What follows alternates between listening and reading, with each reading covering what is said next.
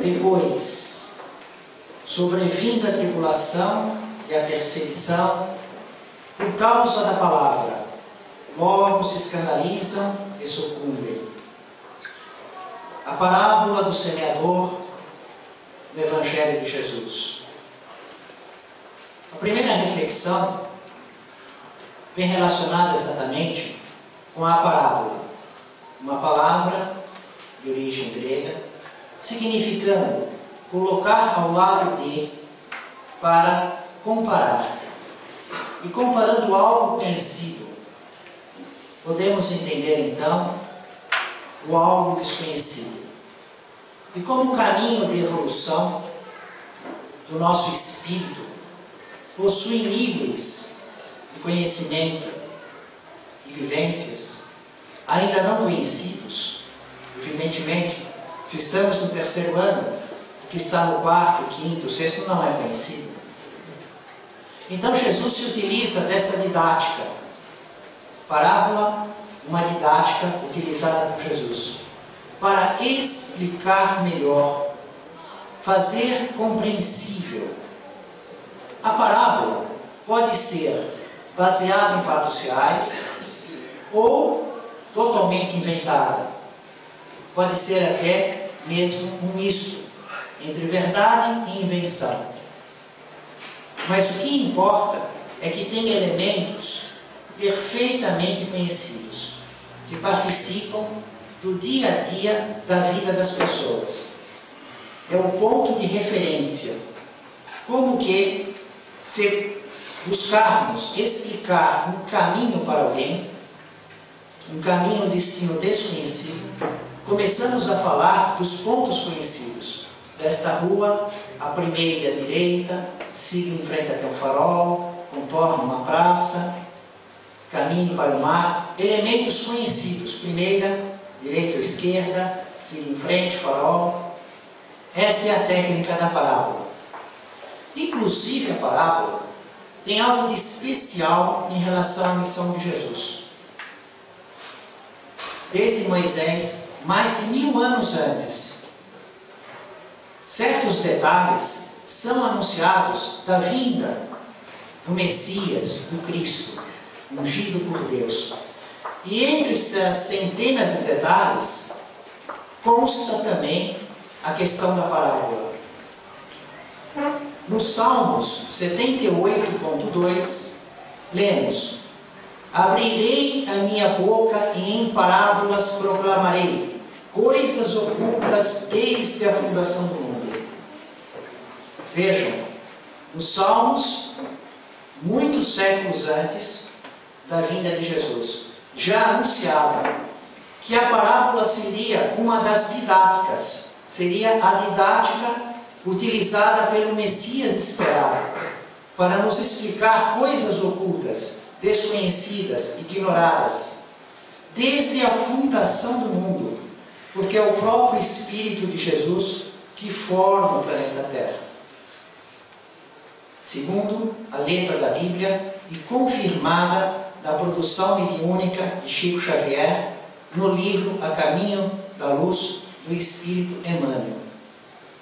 Temos também na profecia de Isaías, em que o profeta fala a respeito dos olhos e dos ouvidos, que veem e que não ouvem, olham e não veem, escutam e não ouvem. Por quê? Em virtude dos deuses de pedras, as imagens criadas, a semelhança humana, com olhos e ouvidos, mas como sendo de pedras, tem olhos e não veem, tem ouvidos e não ouvem, porque são de pedras, não tem inteligência, é uma estátua. Isto era muito presente no dia a dia dos judeus, que conviviam, sendo uma minoria, envoltos numa maioria do povo gentio, do povo pagão, o jeito que eles se relacionavam com essas pessoas que acreditavam em vários deuses e esculpiam em pedra. O local da parábola do semeador, Cafarnaum, na praia de Cafarnaum. Local conhecido, porque o Lago de Genezaré, mesmo sendo muito grande, tendo 19 quilômetros na maior extensão e aproximadamente 13 quilômetros na outra, visto de cima, formando uma espécie de um instrumento musical, uma harpa, as aldeias em volta do lago, com suas ruínas, que são conhecidas, as cidades, as aldeias, algumas ainda muito próximo do estado que estavam, que é o caso de Cafarnaum, só ruínas, praticamente nada se construiu. Então, estando no local, temos a sensação daquela época, embora outras cidades, outras aldeias estão muito construídas, como Tiberíades, onde ficamos hospedados em maravilhosos hotéis, com toda aquela urbanização, em frente do mar da Galileia. E a praia é bem diferente da nossa praia. Praia entre aspas, mar entre aspas, porque é um lago, é água doce. O peixe de Pedro é de lá. O Rio Jordão, que nasce a mais de 1000 metros acima do nível do mar, no pé do Monte Hermão, com suas fontes, vem descendo, Jordão é aquele que desce, e é ele que fornece as águas para o mar, entre aspas, da Galileia, Tiberíades, Genezaré, tudo o nome para o mesmo local, e continua descendo. O Rio Jordão continua descendo até o Mar Morto. Então essas aldeias em volta, tem o lado judeu, que continuamente estudamos aqui, essas cidades, Magdala, Cafarnaum, e aquele outro lado do lago, as 10 cidades de cultura helenística, cultura grega, onde tinham os 2000 porcos, a vara de porcos que caíam do penhasco. Mas esta praia, ela é formada de terra com pedra. Não é essa areia maravilhosa que temos aqui no Guarujá, nas Pitangueiras, em Seara, Tomba, aqui no Guaiúba. E a aldeia de Cafarnaum só tinha uma sinagoga, apenas uma. Estão lá as ruínas, que foi construída em cima da sinagoga da época de Jesus. E era o centro da vida dos judeus na época, a sinagoga. A relação mais importante era entre a criatura e o Criador, que o homem tem como dever cumprir com Deus. Então, todo sábado, que já se iniciava sexta-feira às 6 horas da tarde, para nós, era o início do sábado deles, né? Aí no sábado, eles teriam a reunião na sinagoga, os homens, separador das mulheres, com aquela regra deles, lendo a letra de pé, sentando na cadeira de Moisés, e todo o povo sentado no chão. Talvez alguns bancos nas laterais. A postura do ensino, ensinar sentado. E as pessoas sentadas no chão.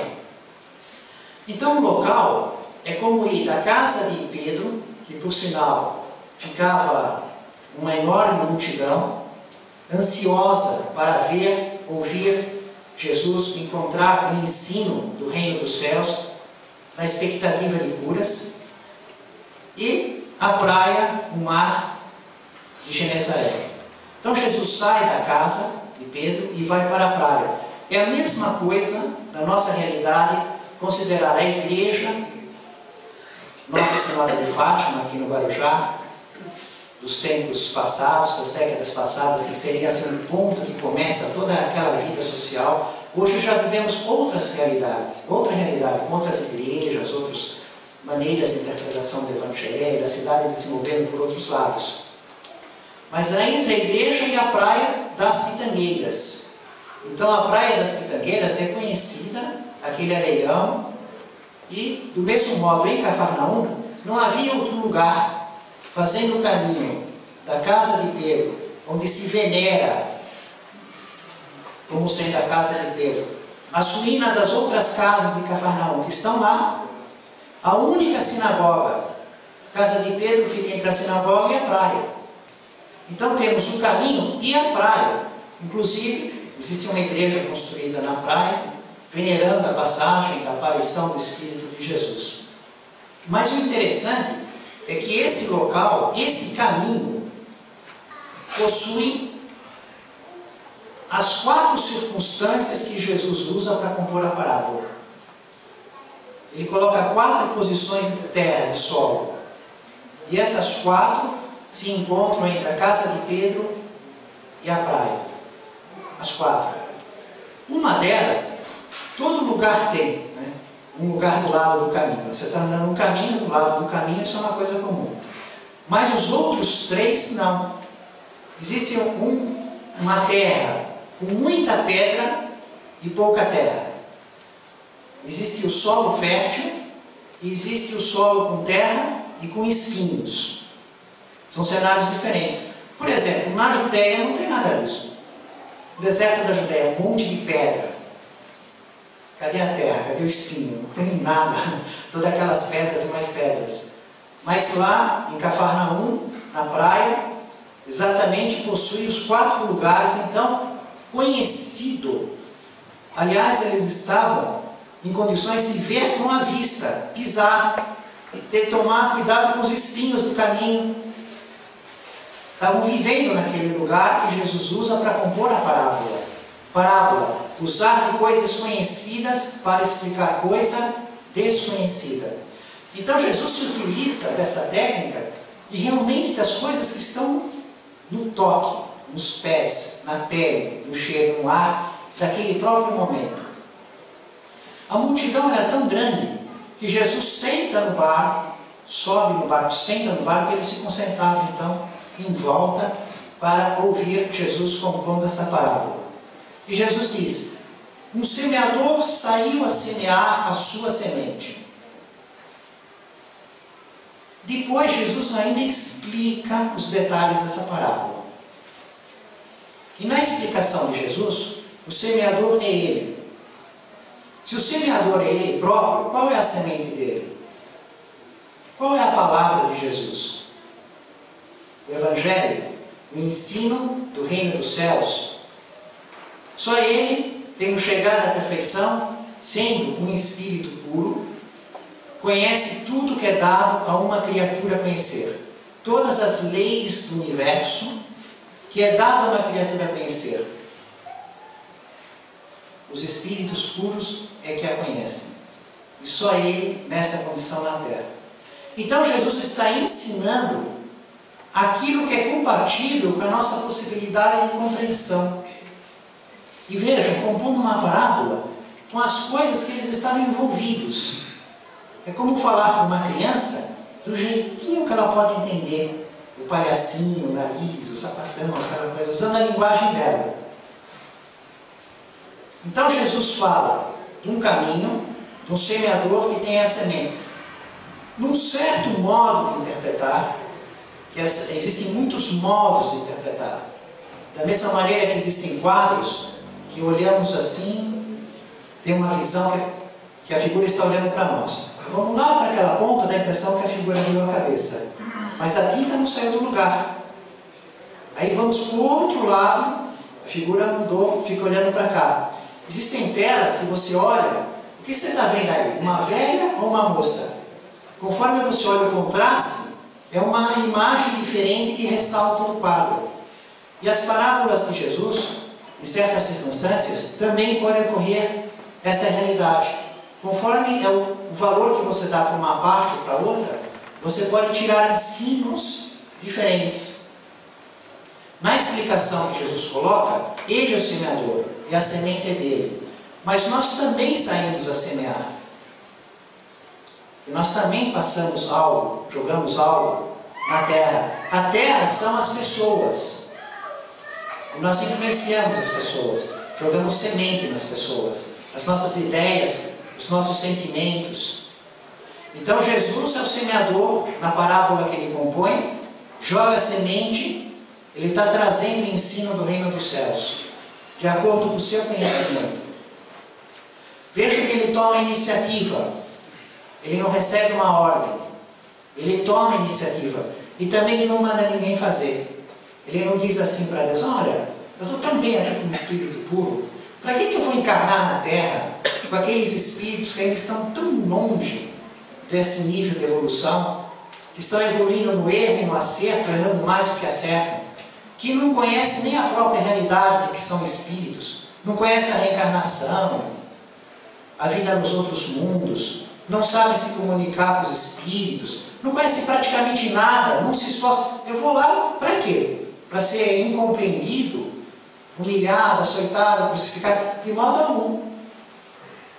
Ele vem das suas dimensões, veste o corpo carnal e nos traz em exemplo vivo.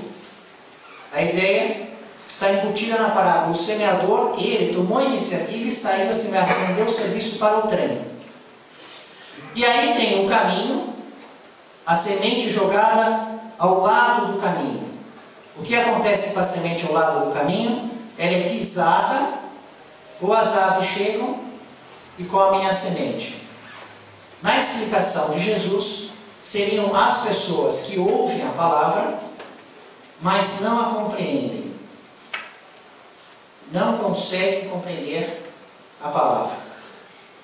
Então, a palavra não produz nenhum efeito. Não foi compreendida em absolutamente nada, não chega nem a querer nascer.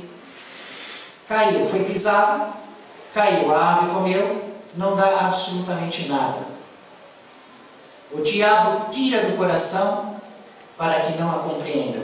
Ou seja, a circunstância da semente que cai ao lado do caminho, esse solo, estas pessoas que recebem, que acontece isso, nem inicia o trabalho. Elas continuam na circunstância que estavam. Mesmo assim, o semeador, ele distribui semente ao todo o caminho, ele não seleciona a terra. Ele não chega e diz, não, aqui está fora do caminho, eu não vou jogar. Aqui tem espinho, eu não vou jogar. Aqui tem pedra, pouca terra, eu não vou jogar. Só procurando o solo fértil. Ele não faz isso. Ele espalha universalmente para todos. Ele joga a semente ao longo da terra inteira. Existem aqueles que não o podem compreender. Ou aqueles que não querem compreender. Existem as duas realidades, que não podem e que não querem. As sementes são muitas sementes, vários tipos de sementes. O próprio Jesus, no seu Evangelho, promete que no futuro viria um Consolador prometido. Para nós, ano passado. Desde o dia 18 de abril de 1857, foi publicado o Livro dos Espíritos, com 501 questões. Em 1860, com 1019 questões, como conhecemos. Realizando e cumprindo a promessa de Jesus, o Consolador prometido. Lembrando o que for esquecido, corrigindo as interpretações humanas, desenvolvendo o ensino do Reino dos Céus. No entanto, o próprio codificador publica que não é para todos da terra, até mesmo para uma minoria, por hora, porque não é acessível à compreensão. Para entender esse conteúdo, precisa ter um certo quantum de compreensão espiritual, de desenvolvimento, de amadurecimento espiritual. Então podem olhar e não ver, por falta de visão espiritual. Podem ouvir e não escutar, porque é a semelhança dos deuses de pedra. Não compreendem. Então essas sementes, que também são sementes do semeador, que são elas que Jesus está colocando, porque a evolução é um processo, não é um ato. Em muitas pessoas, elas são terreno à beira do caminho. Elas podem ouvir falar das provas da imortalidade da alma, da produção mediúnica de Chico Xavier. Vão ficar indignadas, repudiar, esberrar, ser indiferentes. Não vão conseguir compreender as evidências, o ensino da vida no mundo espiritual. Depois Jesus coloca a circunstância da pouca terra com muita pedra. Então, pouca terra, a semente até brota, germina, mas não dá para fazer aquelas raízes profundas. E vai nascendo, vem o sol e queima, evidentemente. São aquelas pessoas que ouvem, se alegram com a notícia, se encantam, mas só iniciam e abandonam. não possui raízes, não tem constância. E interessante que essa parte da muita pedra com pouca terra é exatamente onde eles estavam vindo Jesus. A praia da Galileia, onde estava o barco, Jesus sentado, eles estavam em cima desse tipo de solo. Mas lá mesmo, olhando, sem sair do lugar, você viu o solo fértil e a grande fartura, como se vê hoje, das vários tipos de planta. Mas para fazer o caminho eu tenho que tomar cuidado com os espinhos também, porque aqui e acolá pode ter plantas com espinhos. Depois Jesus coloca a circunstância exatamente da terra, com mais profundidade, com umidade, que a semente brota, germina, começa a crescer, mas tem os espinhos. O que são esses espinhos? São as tribulações da vida, são os prazeres da vida material. A pessoa inicia, se encanta, resolve desenvolver um estudo, um trabalho, uma mudança de vida, porém, vem os prazeres. Ela pode ganhar uma mega-sena acumulada, tem gente que ganha, até mesmo prêmios menores, receber uma herança, uma aposentadoria milionária, tanta coisa pode acontecer. Conhecer a alma gêmea, um homem de 60 anos aí conhece a alma gêmea de 20. Todos esses cenários, né, que nós vivemos, aí a pessoa abandona tudo, né, muda completamente todo o roteiro dela. Ou as tribulações, as dificuldades financeiras, o problema da saúde do corpo, doenças, tratamentos, e que criam dificuldades no agendamento, dores, custos, separações conjugais. E essas realidades são espinhos também. Se não souber se desviar deles. Então esses, eles iniciam e vão até a metade do caminho. Mas existem pelo meio do caminho, não chegam até o fim. E por fim Jesus fala da terra boa, o solo fértil, que vai produzir frutos.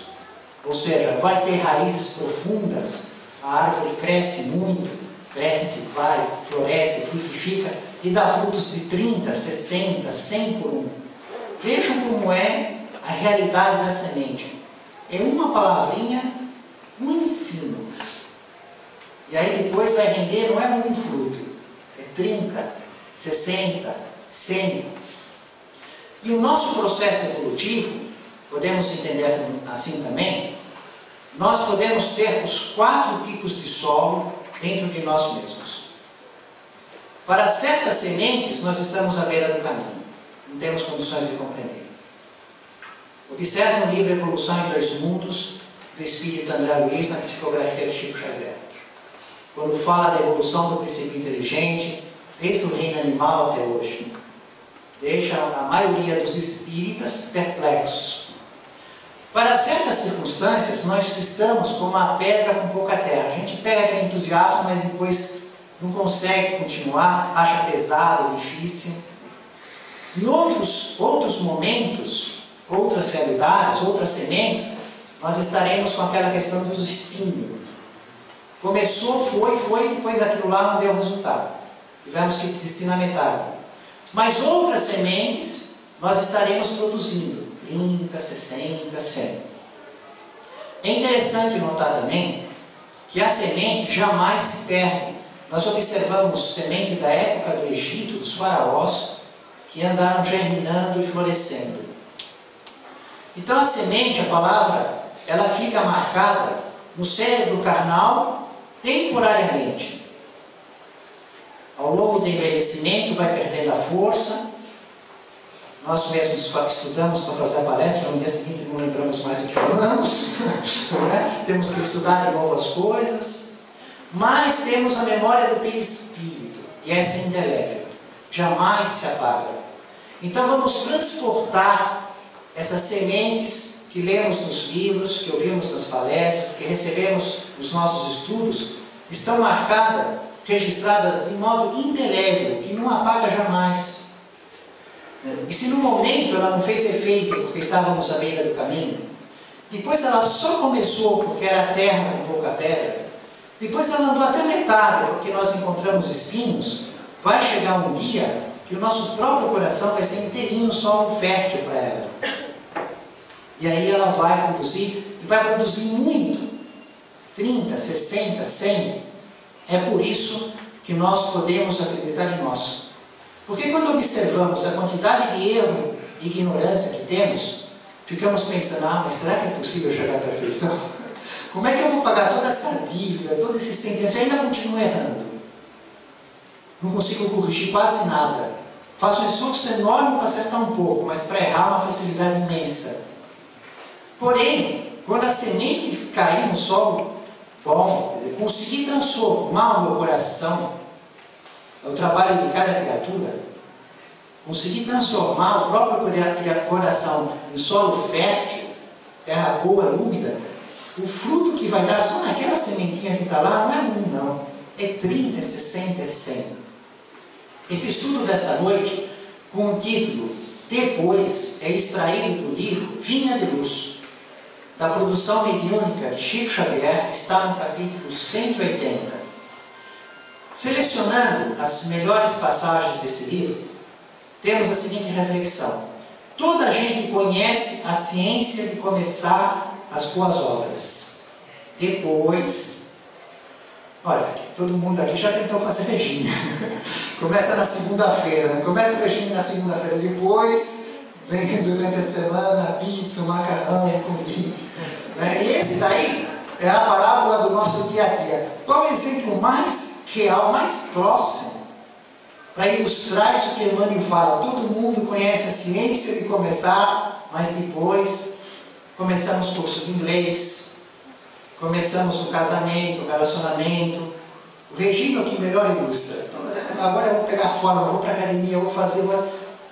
E logo depois, Emmanuel traz aplicação na nossa vida real, nos nossos relacionamentos, na nossa sociedade, na instituição espírita, espiritualista. E o que acontece? Nos relacionando com as pessoas, aí, depois, começamos a dizer assim, ele não é tão bom quanto parece. Já ouviram falar isso? Ele não é tão bom quanto parece. Não vale a pena. Assim também não. Não posso mais. São expressões tiradas do dia a dia, muito conhecidas. Quem não ouviu falar isso? Assim também não. Não posso mais. Não vale a pena. Todo dia quase ouvimos as pessoas, quando não nós mesmos, colocamos esses argumentos para justificar a desistência. Emmanuel diz assim, realmente é muito difícil perseverar no bem. Agora, para fazer o mal, para errar, isso é fácil. Até mesmo Paulo, em certo momento, diz, o bem que eu quero eu não faço, o mal que eu não quero, este sim, esse eu faço. Nos parece, na nossa fase evolutiva, que errar, a gente não precisa nem estudar, planejar nada, a gente já erra, tal, fácil. Para fazer o bem, as coisas certas, é necessário um projeto, um esforço, uma preparação, um empenho, orar, forças, mas para fazer as coisas erradas. Mas é muito interessante como Emmanuel usa o depois 2 vezes. Ele coloca como título na página em que ele faz o seu estudo. Depois, separando esse versículo que nós estudamos no início, sobrevindo a tribulação e a perseguição, que seria continuando, por causa da palavra, logo se escandalizam e sucumbem. E depois ele ilustra com essa realidade da nossa vida, que começamos, assim como a semente na terra com muita pedra, depois os espinhos desistem. Você desiste. E para aí, ponto final. Aí vem a grande inteligência do Emmanuel. Todavia, depois, o que acontece depois que você desiste? Você quer fazer o bem, você começa, você ouviu a palavra, brotou, germinou, e aí foi queimada por sol. Mas e depois? Ficou queimado, ficou sem. E depois ficou impedido com os espinhos. Então, desiste. Desiste com essas justificativas. Ah, assim também não. Ele não é tão bom quanto parece. Não posso mais, não vale a pena. Desiste pelas atribulações, pelos prazeres. Todavia, depois, o que acontece com aquele espírito? Não precisa nem explicar. Estamos num planeta de expiações e provas. Não são consequências dos espíritos repetentes? Isso é uma realidade para quase todos nós que vivemos na Terra.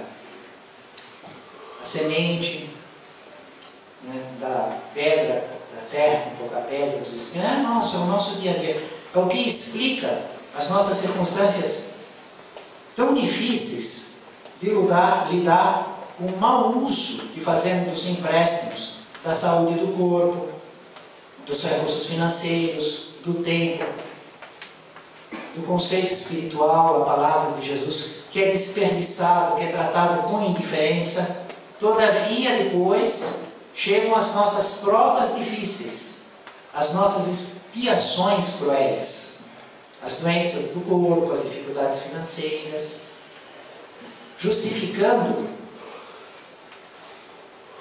a nossa própria ação, com o objetivo de educar, não castigar, educar, para aprendermos a dar valor às oportunidades e os meios que o Criador nos oferece para a nossa evolução espiritual. E no todavia, depois, vamos encontrar no livro Céu e Inferno, de Allan Kardec, a sua pesquisa, um testemunho dos espíritos, aqueles que viviam aqui, morreram e voltaram para contar. Voltaram para contar como é que foi o passamento, como estavam vivendo no mundo espiritual, nos fazendo compreender a lei moral do Criador, a sua misericórdia, o processo evolutivo. E esse caso é com Françoise Vergnès, por aí, nome francês, de uma mulher cega de nascença, filha de um rendeiro das cercanias de Toulouse. Desencarnou em 1855, com 45 anos de idade. Até aí, não sai muito de algo assim possível, normal de acontecer. Desencarnou em 1855. O livro Céu e Inferno foi publicado em 1865, 10 anos depois. Então, Allan Kardec vai evocar o espírito desta mulher, Françoise Vergnès, que desencarnou com 45 anos, sendo cega de nascença. Mas, o que realmente ele busca na evocação desse espírito é algo que ocorreu durante a vida dela e que ficou muito famoso, ficou muito conhecido. Esta mulher, ela ensinava catecismo para os meninos, para as crianças. Ela tinha tudo decorado. E houve uma época que houve a mudança do catecismo. Allan Kardec não explica qual foi a mudança do catecismo.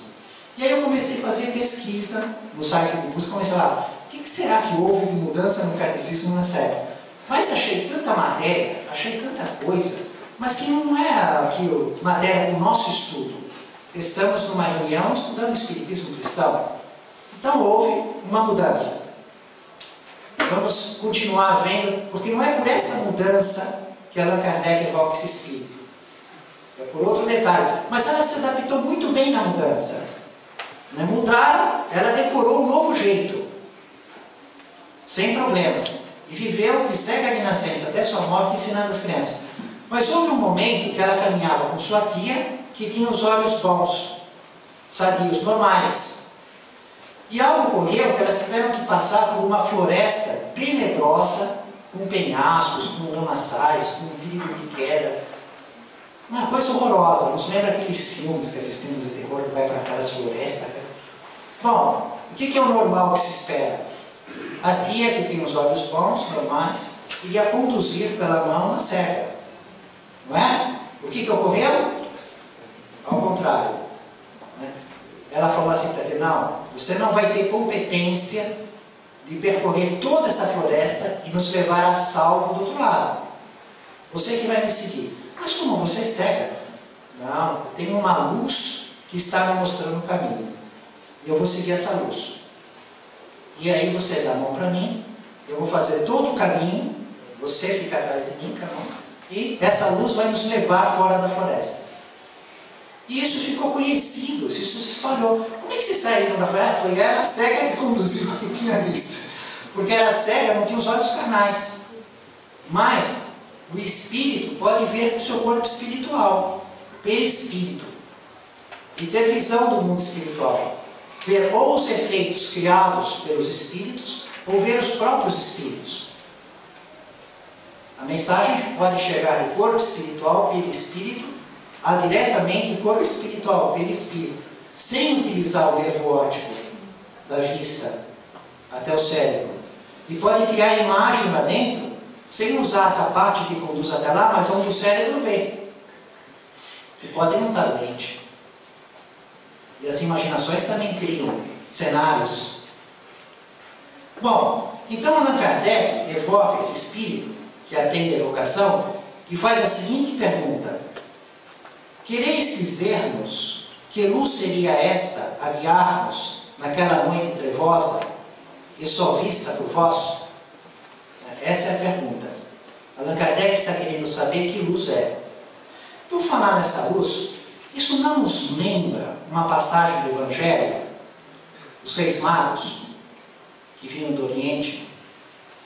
Os 6 magos, eles iam seguindo uma estrela. Nós sabemos que não é possível seguir uma estrela. Vários 6 magos do Oriente. Não eram 3, não eram 12. Quantos eram? Ninguém sabe. Porque a anotação do Evangelho diz que eram uns reis magos. Uns. Não diz se era 2, 3, 4. Mas por que então existem 2 interpretações? Uma interpretação muito usada aqui no lado ocidental, que eram 3. E outra do lado oriental, que eram 12. Escolheram 3 do lado de cá, devido aos tipos de presentes que os reis levaram: ouro, mirra e incenso, que tinham símbolos espirituais, significado para os judeus. Ouro, rei; incenso, relação com Deus; mirra, medicina. Jesus, rei da terra, o único a conhecer Deus, médico de corpo e de almas. 3 tipos de presentes. Então escolheram 3. E mais do que isso, o escritor inglês Beda, que viveu de 673 a 735 depois de Cristo, colocou um nome nos 3. Isso é pura imaginação pessoal dele. Como adotar 3. É um critério. Ele colocou Gaspar, Melchior e Baltazar. Muito famoso, né? Do outro lado oriental, colocaram 12. Porque como os judeus dividiam em 12, as 12 tribos de Israel, eles relacionaram com essa simbologia. 12. As estrelas são imensas. Estrelas muito maiores do que o Sol. Como é que uma estrela ia mostrar um caminho a ser feito, subindo e descendo por vários dias, por meses, e chegar numa gruta em Belém? É um efeito luminoso com uma forma de estrela. Comum. Que toda reunião mediúnica vemos efeitos luminosos, luzes. Já vimos inclusive espíritos formar efeitos em forma de estrelas. Comum. Manuseado por espíritos de evolução mediana. Essa condição de ver a luz, um espírito ver a luz, estamos aí no caso que Allan Kardec está estudando, uma cega de nascença que com o seu espírito via uma luz. Não especifica se punha uma forma humana, de um pombo.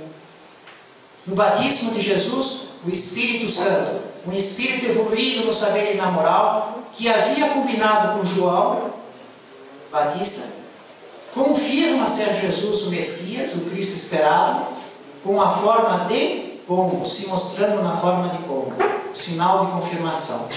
E João Batista guardava e realizando os batizados.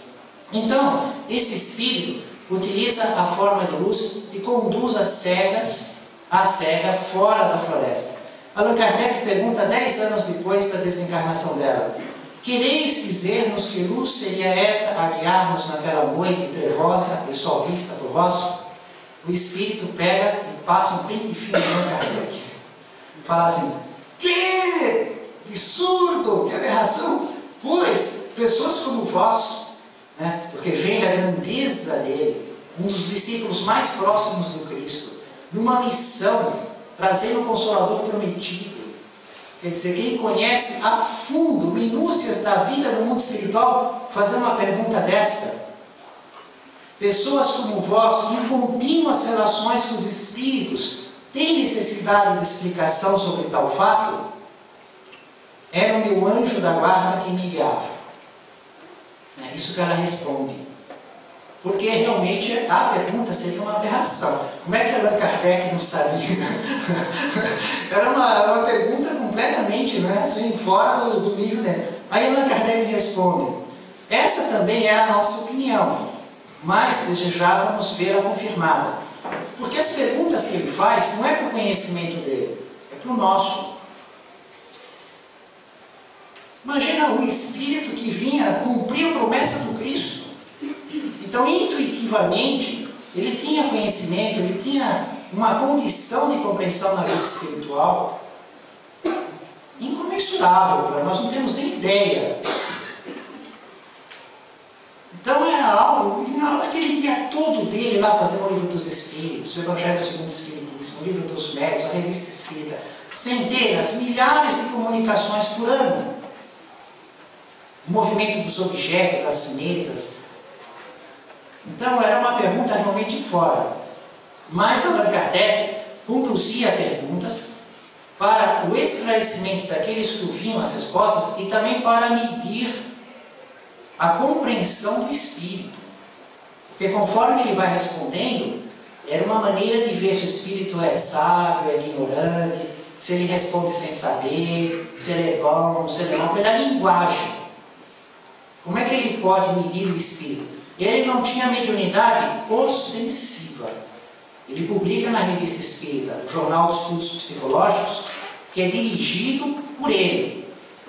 Nunca viu um espírito, nunca ouviu, nunca escreveu. Porém, a mediunidade intuitiva, a influência oculta do pensamento, essa que nós temos, que todo ser humano tem, é o telefone que recebe a chamada, mas não tem a identificação de quem está ligando. Só isso, mas ouve, igual, sem saber o número de quem está ligando para a pessoa. Ele era, o guia dele era o espírito de verdade, que preside o trabalho da codificação, que na produção mediúnica de Chico Xavier, no caminho, no livro Missionários da Luz, capítulo 9, é o Espírito de Jesus. O instrutor Alexandre fala para André Luiz.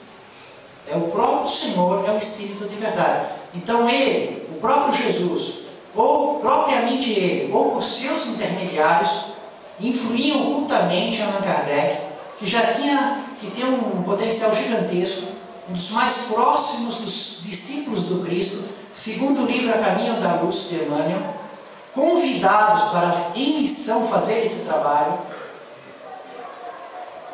Logo, as perguntas são para nós. Nós precisamos das perguntas assim. Esse é o nosso nível de compreensão. Mas já que o Espírito resolveu tratar em pente fino, Allan Kardec voltou a cabeça uma moeda. O mesmo pente fino. Esse pente fino sou eu que estou colocando. Se vocês olharem aquele texto, vocês não vão ler aquele pente fino. Isso é uma interpretação, eu que estou fazendo. Porque o Espírito escreveu o quê? Com ponto de exclamação. O Espírito achou realmente a coisa fora do propósito. Isso ele fez. E Allan Kardec retruca: mas você tem certeza que é seu anjo da guarda? Depois de dizer, é o que nós pensávamos. Mas aí ele dá o mesmo pente fino. Porque o anjo da guarda, ele é um espírito na evolução, na escala espírita, na hierarquia da evolução espiritual, que está no livro dos Espíritos, é um espírito superior, que seria assim como o Espírito Santo, muito próximo de Jesus. Observem toda a coleção da vida no mundo espiritual, que André Luiz nos traz na produção mediúnica de Chico Xavier. Cadê o anjo da guarda? André Luiz não conhecia o dele, mas via espíritos muito iluminados. Via espíritos que vinham de uma evolução enorme e se materializavam. E cadê o anjo da guarda? Num certo momento, ele falava do anjo da guarda, ele questiona isso. E cadê o anjo da guarda? É um espírito superior muito próximo do Cristo, não fica se apresentando, se mostrando. Vejam quanta proteção nós temos para acertar e para fazer o bem.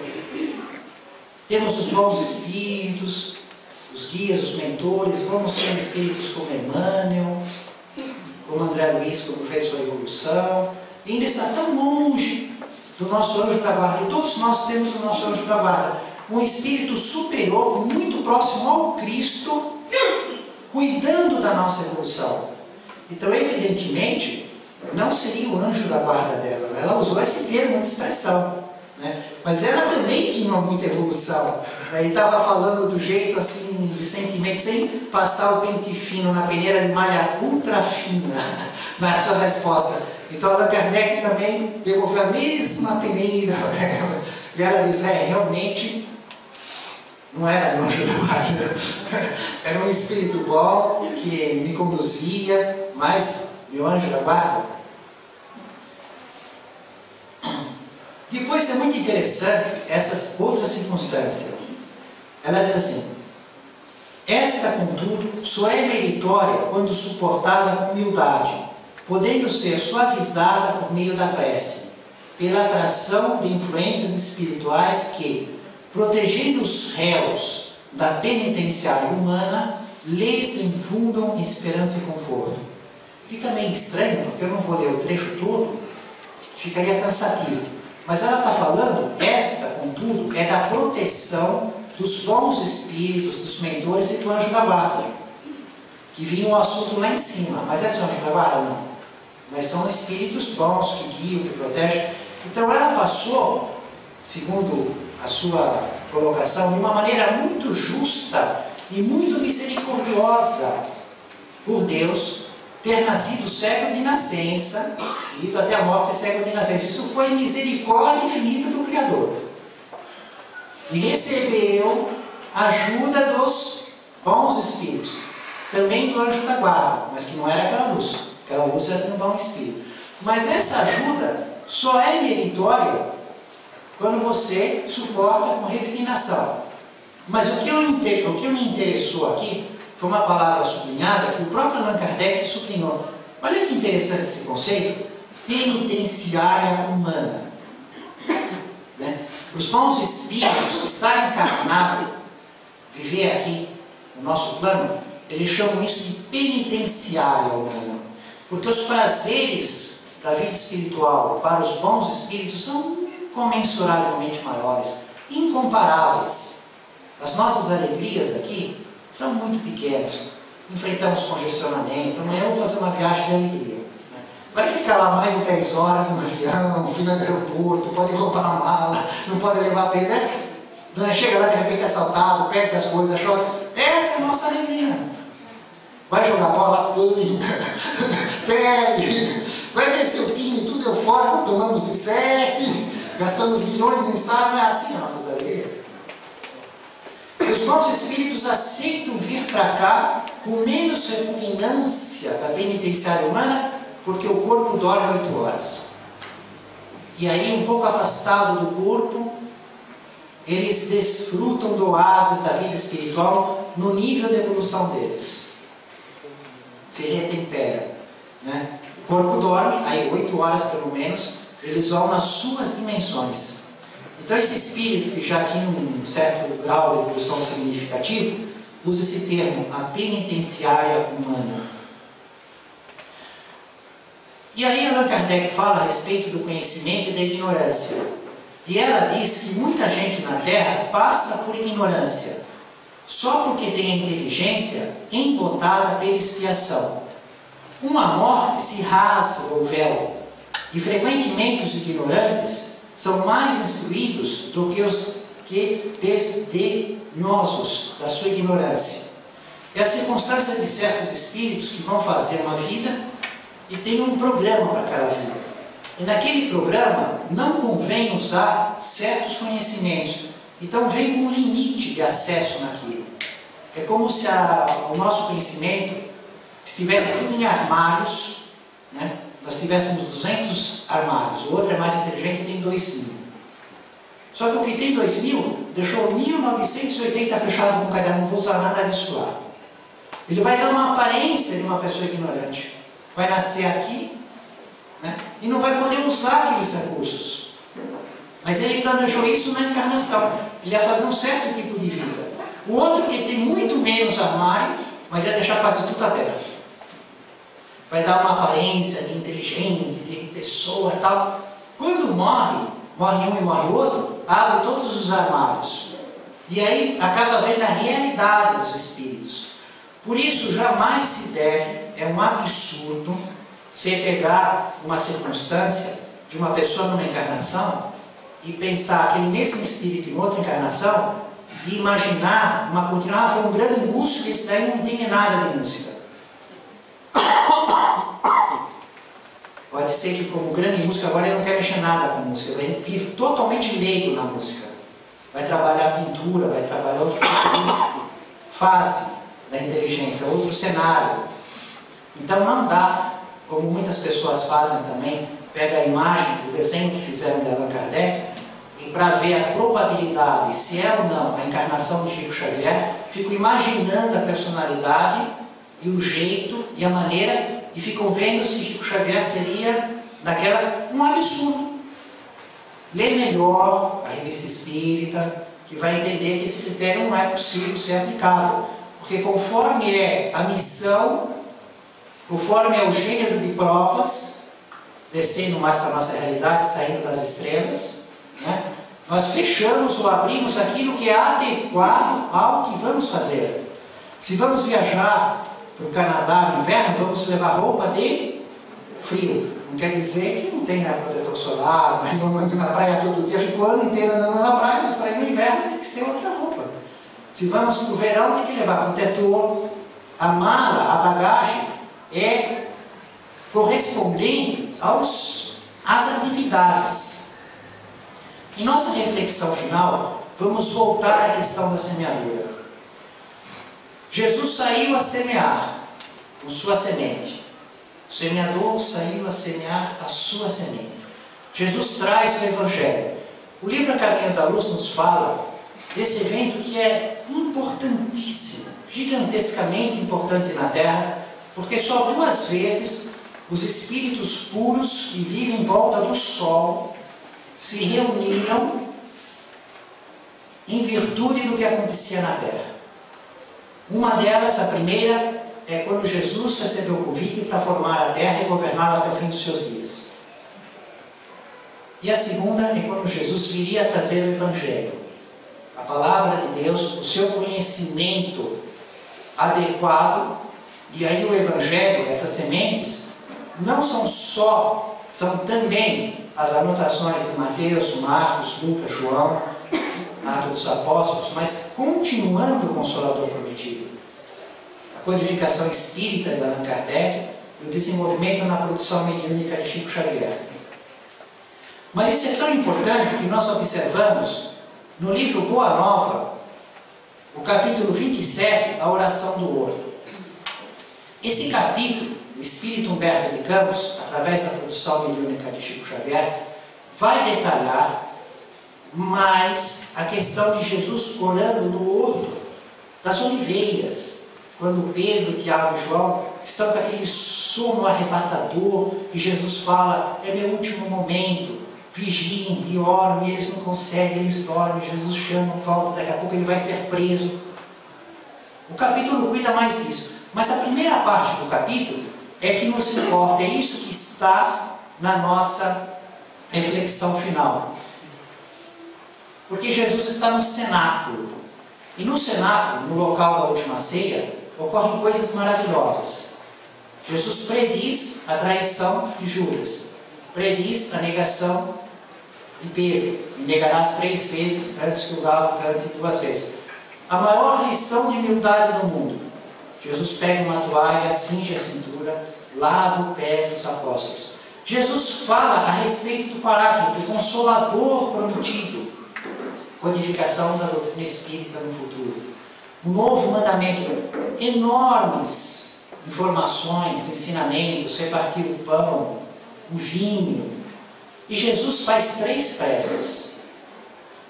Pouquinho antes de sair, deles cantarem o hino, Jesus faz 3 preces, ou seja, faz uma prece de 3 pontos de vista. Ele ora por ele ora pelos seus discípulos, ele ora pelos que virão depois dos seus discípulos, pelos cristãos futuros, por nós. Desde a época que os discípulos vão passando a palavra, e por todos os tempos, e ainda aqueles que virão no futuro. São 3 momentos. Mas, o capítulo 27 do livro Boa Nova, ele reproduz o Evangelho de João, capítulo 17, do versículo 1 ao 26, inteirinho. Ele não fica assim, Evangelho de João, capítulo 17, versículo 1, 2, 3. Ele tira o 1, 2, 3, mas ele pega o conteúdo de 1 a 26, inteirinho, e põe e gasta mais de uma página no livro. Mas em mais de 400 livros do Chico Xavier, quando ele fez isso? Nunca. Ou se fez? Não conheço. Eu não li os 400, mais de 400 livros. Esses 1000 estudos que estamos fazendo, ele só isola um versículo assim, no menos de uma linha. Aqui ele pega 26 versículos e anuncia, conforme está escrito no Evangelho de João. E começa lá, copiar o Evangelho de João, sem pôr 1, 2, 3, sem numerar os 3. Quando eu fiquei observando isso, e isso só observei hoje, eu estava lendo o livro na praia e falei, mas será que ele copiou o Evangelho de João, do versículo 9 e 10? Eu vim na casa para pegar a Bíblia. E comparei aqui e falei, ele só pôs a palavra moderna e copiou tudo. Mas ele não faz isso. Isso é tão importante, essa prece é tão importante, que ele fez. Ele fez. Ele quis copiar tudo. Né? Ele não faz, ele normalmente isola um versículo e faz comentário. Isola um versículo e aí faz um comentário. Não cita o resto. Aqui não.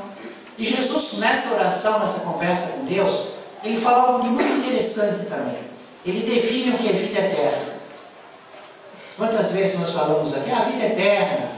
E aí eu fiquei entendendo aquela definição de Jesus, que diz, vida eterna é aquela que você conhece a Deus e a Ele.